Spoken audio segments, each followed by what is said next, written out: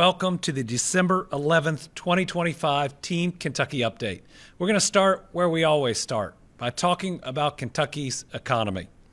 This morning, many of you may have seen news that South Korea's SK On is ending its joint venture with Ford for their U.S. battery factories. Now, we have two very large battery factories that were built as a joint venture for Ford and SK On. The news this morning is that Ford will be taking over control and operations of each of the Kentucky battery plants, while SK On will be taking over the Tennessee battery plants. This is at least good news for Kentucky. Ford has been committed to Kentucky since the first Model T rolled off the line in Louisville, and their commitment to our state and our workforce remains strong. In fact, the company just this summer announced the third largest investment in state history with the nearly $2 billion investment in the Louisville assembly plant for a whole new production line. We are in communication with Ford, seeking to understand the impact of this announcement and the direction the company intends to take. I remain optimistic about the future of these facilities, but there is no question that actions taken out of Washington, D.C. by this current administration and Congress has made it much more complicated and may make it take longer to achieve the desired results that we have in those two factories. There'll likely be more information on next steps from Ford, we hope early next week, and we'll make sure to share that information as soon as we have it. As we wait for that news, I'm proud to share we've had a great year and a great week for new jobs and investment in Kentucky. We've now gone over some new thresholds in administration to date. I can announce that since I took office, the Commonwealth has now seen more than $44 billion in announced investment by private sector companies, and we're now over 66,000 new full-time jobs created. And we have several projects to talk about today that have helped fuel that growth. On Monday, I joined officials and leadership from V-Simple Inc. to cut the ribbon on its newly relocated headquarters. They're moving from southern Indiana to Louisville. It's a $5.1 million investment that's creating 194 good-paying Kentucky jobs, all of which that deal with AI. Kentucky's AI service and technology sectors have had incredible momentum these last several years. These investments fuel our economy while also creating high-wage opportunities for our people. Monday's event was not just a celebration for V-Simple and its relocation to Kentucky. It's also a testament to our workforce and how Team Kentucky supports companies from all industries. I want to congratulate the V-Simple team. I look forward to their future success in Louisville. We also saw further growth in the state's manufacturing industry on Monday as Glove US announced plans to relocate its North American headquarters also to Louisville. It's a nearly $6 million investment, creating 200 new Kentucky jobs. Glove US will be located in Louisville's LuMed district. This facility will produce the nation's first domestically manufactured sterile surgical gloves for the U.S. healthcare market. This is important. If you remember back during the pandemic, we could not secure enough gloves. They weren't made in America. We saw that this was a real threat to our national security. Ensuring that we have PPE domestically made and now made in Kentucky was a priority, and so it is very exciting to see this announcement, both for the jobs that it creates, but knowing if we ever face what we did during COVID again, we will be better positioned here in Kentucky. Glove US's investment will create positions in advanced healthcare, manufacturing, quality control, maintenance, logistics, packaging, tooling, chemical supply, and facility support services. I want to thank this company and welcome them to their new Kentucky home. On Tuesday, leaders at Foxconn Technology USA Corp. also announced they will locate their first U.S. manufacturing operation in Louisville. This is a $173 million investment. It's going to create 180 new Kentucky jobs.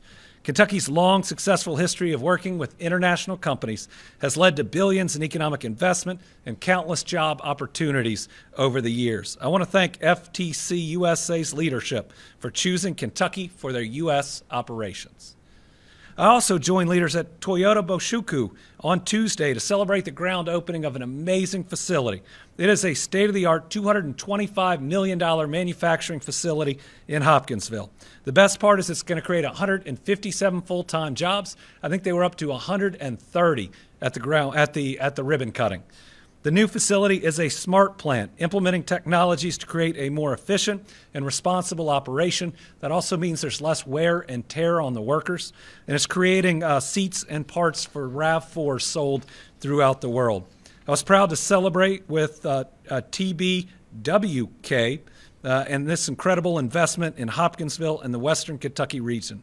This has been a great company operating in Kentucky for many years with a number of facilities and a lot of employees. This marks an exciting next step.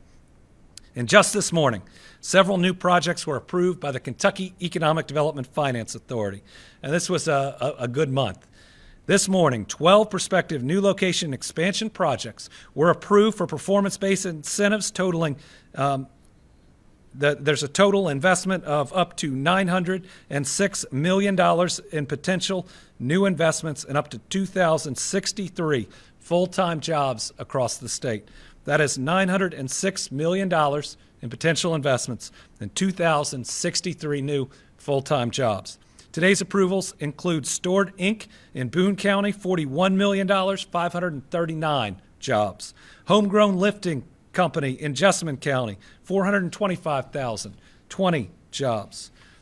Alltech Industries in Hardin County, $15.5 million, 150 jobs. Toyota Manufacturing, Kentucky, $184 million. Marfo FMA Corp in Kenton County, $37 million, 78 jobs. GeoQuest USA, $14 million, 50 new jobs. E.J. Franklin in Simpson County, $114 million investment, 295 new jobs. Circor Pumps North America in Adair County, $16 million, 40 new jobs. ACFA Aluminum Solutions in Warren County. This is a company from Uzbekistan. This would be the first Uzbek company to ever invest in Kentucky. Looking at a $95 million, 331 job prospect. I'm also happy to highlight a significant investment from Kroger, the largest traditional grocer in the U.S. The company's announced plans for a new $391 million distribution center in Simpson County. This project's creating 430 new full-time jobs for our Kentucky families. The new operation will serve as a full-line distribution center to help supply Kentucky's nearly 110 Kroger locations and many others throughout the U.S. I want to thank the leaders at Kroger, not only for this announcement, but their continued commitment to the Commonwealth. We also announced a $2.1 million expansion project from Relodyne, a distributor and market leader in fuel, diesel, exhaust fluid, and industrial reliability services. The project's going to create 80 new good jobs in Hebron. The company operates 193 locations across the U.S., with more than 45 U.S. states and Central American companies, with a total workforce of over 4,000 employees. So this is a great get for the Boone County community. And finally, Heinz Furlong Line announced plans to expand its current operation in McCracken County. This is an $11 million investment. It's adding 50 new jobs. The project will include renovating the existing facility to include a modern training center and an employee gym. The expansion will more than triple the current operational space of the facility. Construction is expected to be completed in the fall of 2026. This is a welcome investment in the Western Kentucky region, which has seen a number of announcements in these last couple of months. So congratulations to HFL on this great announcement. All right, it wouldn't be a month in Kentucky if we didn't have to give you a weather update with severe weather moving our direction. Kentucky, we're expecting winter weather across the state tonight and Saturday into Sunday. We're also going to have dangerously cold temperatures beginning on Sunday and continuing through Monday. The National Weather Service is tracking a system that'll move across most of the state tonight, especially in northern Kentucky and the eastern regions. 1 to 4 inches of snow are expected, with higher amounts north of I-64. Snow is expected to fall between 7 p.m. Eastern tonight and continue through 7 a.m. Eastern tomorrow morning. And if you look at the slide, the red circle indicates that we could see a very sharp and fast increase in snow. That can make for very dangerous travel conditions. Roadways are expected to be impacted. As always, Kentuckians should visit snowky.ky.gov for the latest travel conditions. More snow is then expected Saturday evening and through that night. Right now, the forecast is calling for 1 to 3 inches of additional snow during that period.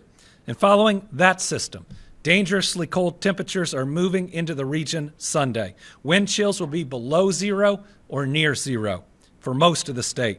High temperatures will only be in the teens and low 20s on Sunday. Monday morning lows will be in the single digits with wind chills around zero. So, folks, we need to be prepared. We're activating our Emergency Operations Center, and the Kentucky Emergency Management Team will be ready to respond with transportation. The team is also working with local counties to open warming centers as needed. We'll share this information as it's available. Kentuckians need to stay informed through local weather alerts, your weather stations. Make sure to tune in to your meteorologists and check social media. Keep your phone charged. Have blankets, warm clothing, and have a plan to get to a warm place if your heat goes out. If you need to use a generator, keep it outdoors. And don't use a generator unless you have a carbon monoxide alarm in your home. We'll continue to update Kentuckians on my social media about the latest alerts and where things stand. But remember, if it is snowing significantly outside, just postpone whatever trip you need to go on. Make sure that you are safe. Make sure that if you aren't in a place that will be warm, that you go ahead and make plans to be at a friend's house or to find your local warming center. Again, we're going to have snow tonight. We're going to have more snow Saturday into Sunday, and then we're going to have dangerously cold temperatures. But the good thing is we have advanced warning. We can get ready right now and make sure that everyone is safe. And because of that, we've actually had to cancel an event this afternoon that is important to a lot of our state employees. So today, members of Team Kentucky, our amazing state employees, were supposed to join us for an open house ahead of Christmas. It's something that we do every year where Brittany and I can just thank each and every state employee that shows up for their work. They can get a little food, enjoy the festivities, see some of the Christmas decorations, and then this year also donate to a food pantry. But unfortunately, due to the weather and bitterly cold temperatures, we're going to have to cancel. This event creates long lines outside of the governor's mansion, and sometimes people wait for up to an hour with the cold weather. We cannot expose people to that type of risk. So we will miss seeing everyone. Brittany has wanted me to convey that this is something that we will do again next year, and our personnel team is in touch with next steps. We're going to provide an opportunity this afternoon for folks to get together and enjoy some of that food, and also collect donations for the Frankfort Senior Center and God's Pantry in Lexington. To our state employees, thank you for all you do. We're always going to put your health and safety first. Thanks for being a part of Team Kentucky. All right, how about some good news? Yesterday, we released the November General Fund and road receipts, and it was good news for Kentucky. My budget director, John Hicks, reported the general fund receipts rose 9.2% in November compared to last year. This increase followed 2 monthly declines, so it was good and much needed news. Total revenues for November were up to over $1.3 million, and an increase of $115.6 million from 2024. Now, last week I mentioned that this week I was likely to sign the budget reduction plan that addresses Kentucky's budget shortfall. We are going to push that off at least a week. Yes, we are going to have a budget shortfall, there's no question, but it does look like it might be somewhat smaller now based on this really good November that we had. So this coming Tuesday, the consensus forecasting group is going to meet again. And with the good news of the November receipts, I imagine that they will change their estimate at least a little bit from September. So we want to wait on that. Based on what comes from that meeting, we'll update Kentuckians on our next Team Kentucky update Thursday, December 18th. It'll be a little bit earlier at noon. So we've been working hard to keep our economy strong despite federal policies that are pushing many states into recession. We are still expanding. But that doesn't mean that we won't face a budget shortfall in this current budget, and it doesn't mean that the next budget won't be a little bit tougher than some of the other budgets we've had, but we'll still provide important dollars for important programs to help us meet the needs of our families. We want to make sure that our success continues, so we're being intentional. We are thinking ahead and doing what it takes to keep our economy strong for our families. Next, Kentucky, we've got great news that people have been waiting for on our provision of safe medical cannabis to eligible Kentuckians. The Post Dispensary, located at 300 North Main Street in Beaver Dam, has announced it will have a soft opening this Saturday, December 13th. The dispensary will open at 10 a.m. local time to eligible patients. Hours are through 6 p.m. or until supplies run out. The available product is grown by Farm Tucky, the first licensed cultivator to bring product to market. Again, this is while product is available. It is limited while the cultivator and the dispensary get up to full and running capacity.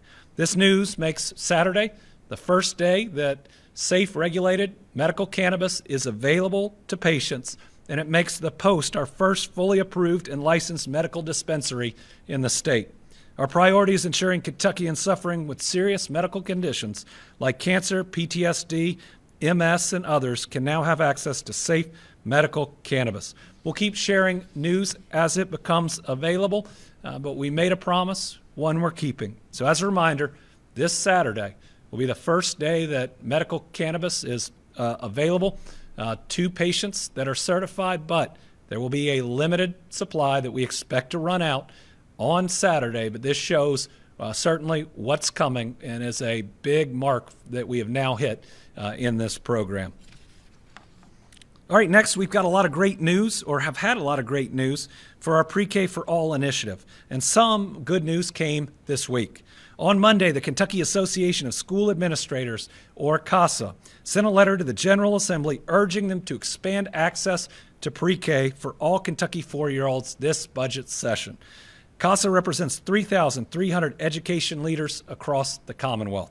These folks know the key to kids succeeding in school is an early, strong start, and Pre-K for All can provide that for every Kentucky child. As Rhonda Caldwell, CASA's chief executive officer, said in the letter, we endorse the thoughtful, district-led approach to expansion outlined in the Pre-K for All initiative report, which aligns with our vision to develop strong leaders, improve the quality and success of our school systems, and support a skilled, educated workforce. She then said CASA urges the General Assembly to support Pre-K for All, the Pre-K for All initiative, recognizing the profound impact it'll have on our public schools, families, and communities.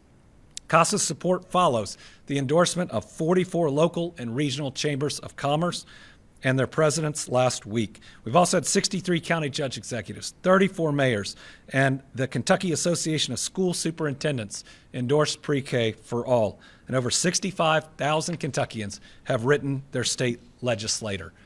As a reminder, Pre-K for All will increase kindergarten readiness, boost parents' earnings by nearly $9,000 per year, continuing for about 6 years, and grow our workforce by 70,000 people. Remember, there's nothing partisan about Pre-K for 4-year-olds. 4-year-olds can't register. They can't vote. We shouldn't be pushing partisan fights on them. We should be doing the right thing for each and every one of them, which is to pass Pre-K for all 4-year-olds this budget session. Next up, we're taking another step in building a safer new Kentucky home by awarding over $1.3 million in federal grant funding to 12 organizations across Kentucky. These organizations help protect our people from violence, from suicide, from homelessness, and more. They also support Kentuckians in need of mental or behavioral health to ensure they have resources that they need to live a full, healthy life. Awards include Western Kentucky University, who's receiving $158,000 to deliver suicide prevention training for social work students and licensed clinicians. The Hope Center in Lexington will be awarded $137,000 to hire additional staff to support behavioral health services to homeless individuals, including veterans, in the area. The City of Somerset is receiving $82,500 to fund a full-time mental health professional at the Somerset Police Department. Maryhurst in Louisville, $76,000 to support a community-based program in Jefferson County that provides behavioral and mental health therapies to reduce violence and suicide. The Fayette County Board of Education, $43,900 to implement an evidence-based violent prevention program in 16 elementary schools. Since taking office, we have now awarded more than $162 million in grant funding to victim service agencies across the Commonwealth and nearly $12 million to assist state and local law enforcement agencies in improving public and officer safety. When we support mental and behavioral health initiatives like these, we reduce crime, we lower recidivism, and we prevent drug overdose deaths. That's the hard work that it takes to build a safer Kentucky, to make people feel safer. And ultimately, we got to keep doing that so that everyone feels safe in their Kentucky home.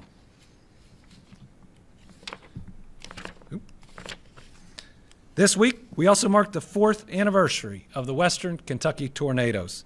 Those tornadoes took 81 of our fellow Kentuckians, each one an irreplaceable child of God. We made a promise on the first day that we've kept every day since, that we would build back, we would repair every structure, we try to repair every family and every life, to be there every step of the way. And on Tuesday, we helped 4 families to walk into their new Kentucky home. We were in Princeton with the Hope Initiative. That group has now built 60 homes in Kentucky, including the 4 that we celebrated that day. In the 4 years that have passed since the tornadoes, the Team Western Kentucky Tornado Relief Fund has helped build 254 homes. We've also announced 953 rental units across the West to help close the housing gap. Our First Lady hosted a toy drive in the immediate aftermath, bringing in toys from around the country. We had donations from as far as Alaska. Then she provided toys to these families because 4 years after, these children had been displaced and hadn't been able to celebrate Christmas the way that a family should. Those actions at that toy drive and what we saw this week give me a lot of hope for our country. These 4 families and a whole lot of kids now have their forever homes. We'll keep building back, and we won't stop because we know the last family that gets back up on their feet is just as important as the first. In fact, they've had to wait a lot longer, and we need to be there for them.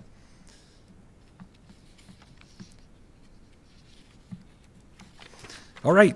Next, an update on Cram the Cruiser and our Team Kentucky food drive.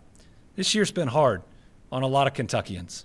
Far too many families have felt the pain of hunger, and too many children have gone to bed unsure of where their next meal is going to come from. As we entered the Thanksgiving and Christmas season, we looked for ways to support our neighbors. Thankfully, Team Kentucky stepped in. From October 30th to November 21st, we held the Team Kentucky Food Drive, where state employees donated items at state office buildings here in Frankfort for charities like Dare to Care, God's Pantry, the Christian Appalachian Project, and the Capital City Activity Center.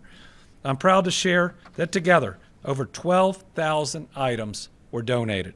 I want to thank all the state employees who joined in during this period of need for Kentuckians. On top of these incredible donations, the Kentucky State Police's annual Cram the Cruiser food drive added to the impact. From November 20th through December 5th, Kentuckians donated non-perishable food items to KSP troopers stationed at various grocery and retail stores across the Commonwealth. All 16 KSP posts collected donations. All together, the Kentucky State Police collected 306,961 pounds of food. Post 16, which serves Davis, Hancock, Henderson, Ohio, Union, McLean counties, collected the most food, donating 234,788 pounds to its local food banks. Post 16 received so much they secured a tractor trailer to store the food they received. Kentuckians, you stepped up, and you stepped up big for your neighbors. And thank you, KSP, for partnering with us. My faith teaches me that food is life-giving and it's meant to be shared. From the miracle, the fishes and the loaves, to the Last Supper, we are taught that everyone should have enough. It was an act of selfless love. Every single individual who donated any amount of food or any amount of dollars to help people in their time of need. Since I became governor, it's been a privilege to watch Kentuckians come together time and time again. When it's scary, when it's difficult, when it's tough, we've always gotten through it, and we've gotten through it together. There are a lot of families getting through this season because of you, and we are really grateful. All right, that brings us to this week's Team Kentucky All-Stars. Over the weekend, Kentucky State Police Post 4's annual Shop with a Trooper event in Elizabethtown gathered KSP troopers and employees, as well as families, local businesses, community members, to help make Christmas extra special for 105 Kentucky kids. Kids were from a number of counties, including Breckenridge, Bullitt, Grayson, Hardin, LaRue, Meade, and Nelson. 3 loaded school buses headed to Walmart in Elizabethtown so the kids and their trooper officer, who was their shopping partner, could pick out presents for the holiday. Before heading home, each child received a gift bag filled with stuffed animals, personal items, and books, while parents were given gift cards from a local church. Times are hard for a lot of folks right now, but especially during this Christmas and holiday season, we see amazing outpourings of love like this one. So this week, I'm naming Kentucky State Police Post 4 and all the folks who worked to make this event happen our Team Kentucky All-Stars. All right, we've got 1 journalist in studio. We have 4 on the line, so we'll start with Carolina. Governor, on Monday, a group rallied in front of the Capitol urging you to take action to stop power disconnections during cold weather months. Is this action that you're considering? So there's a group that has advocated for me to sign an executive order that would prevent any utility disconnections. I don't have the legal authority to do that. What they cite was during COVID, I was able to do it. But COVID was a worldwide health pandemic, and we had a very broad state of emergency where we were asking people to stay in their homes so they didn't spread a virus that could kill people. But I recognize that people are in danger, that it's tougher to pay your utility bills than it's been in a while. So I'd ask this advocacy group and others to tune into my State of the Commonwealth and budget address. That is January the 7th, where they're going to see a proposal to help people during this winter weather and times, as well as the heat of summer, to make sure that everybody can get by. All right, next we have Karen Czar from WUKY. Good afternoon, Governor. Thank you. In light of the deadly shooting on Kentucky State University's campus earlier this week, have there been any direct conversations with officials at any universities across Kentucky or college campuses about improving safety? And then also, you mentioned the 4-year anniversary of the tornadoes. You had said back then this is going to take at least a decade to recover from. You talked about some of the progress that has been made. What is still left to do? The Kentucky State shooting was a tragedy that's now led to the death of one young person, a student. It was not a mass shooting. It was not random. It's not one of those acts that we've been trying to put better and better and better procedures in to prevent someone like that coming on campus. But still, any shooting on a campus, any shooting anywhere, especially one that comes about through a dispute, plenty of people have arguments. They shouldn't end in violence and the death of an individual. KSU did have an officer very close by. They reacted very quickly, and had this been a different type of incident where other people could have been hurt, this officer's proximity would have been even more important. But I think in all of these, we should be asking questions of how do we do a little bit more? How do we make sure that we think of that next way that we can better protect our students? I think a lot about the fear of students on that campus, that even though it wasn't one of those incidences that could have randomly taken lives of dozens of students, that's still really hard when it's in or around your dorm and on your campus, near where you live. And so I hope people really think about the fact that when you commit an act of violence, it does more than simply harm an individual. It can scar a community. It can leave people feeling scared. And it's just simply wrong. The language of violence and acts of violence, we've got to continue to try to reduce each and every day, week, year. It's just, we deserve a better world than this, and KSU students deserve better than having to go through this. It is the 4th anniversary of the tornadoes, and I'm so proud of the communities of Mayfield, Dawson Springs, Bremen, Bowling Green, Princeton, and others. Just looking at the amazing progress in 4 years, it's been incredible. You see hundreds upon hundreds of homes that have been rebuilt. Now close to 1,000 rental units, which will not only lift people up that were impacted by the tornado, but do a lot to address housing shortages in Western Kentucky. We see the fire station about to open in Mayfield, new police station. We broke ground on City Hall. We still have a lot of work to do on the streets in Mayfield. We have federal funding, I believe, coming in for that. In Dawson Springs, we still have more work to do on their park as the expenses for the ball fields and the pool and others have come in significantly higher than originally thought to replace it. So there are still areas in each of these communities where there's more work to do, and there are still families that haven't been able to be handed their keys, to have that safe place to call home once again. So we'll continue to do the work, but I tell you what, so much has been done in these 4 years, and I've been proud to be a part of it.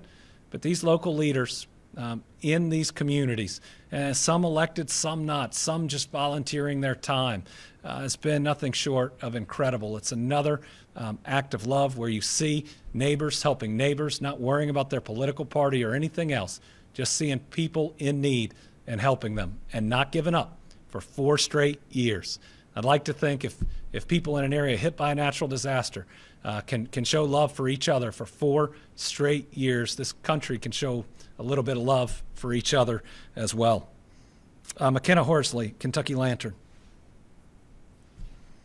Thank you, Governor. Do you have an update on plans for an alternative rotunda space to be used for gatherings and rallies while the Capitol is renovated? Yes, the Capitol Education Center has been not renovated, but has been altered to try to create the largest meeting space that's possible. That's very close to the temporary chambers. It is right on the top of the parking lot structure, so easy for people who have traveled to the Capitol and just a short walk from the Capitol Annex. Certainly, we did not decide on the plans for the temporary chambers. The legislature did. And it doesn't appear that they put in any room for not just galleries. You could have put in bleachers. You could have put in just extra seating area simply by moving a wall back in some area, but that wasn't included in their design. So this meeting space will be close by. We believe will be safe and is the best alternative that we have. Robin Tillman, Mountaintop Media. Thank you, Governor. Are there any updates with the SNAP benefit situation with Trump threatening to halt them and the lawsuit that Kentucky is part of?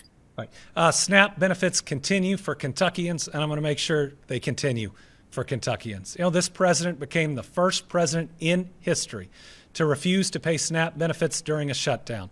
I took him to court. We won. We got partial benefits.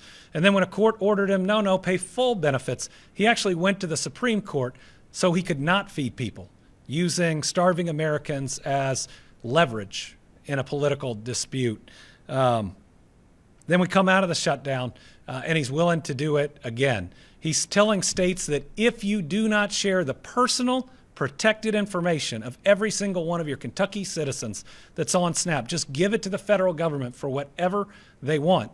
We're going to shut off your SNAP benefits. Well, they tried that before.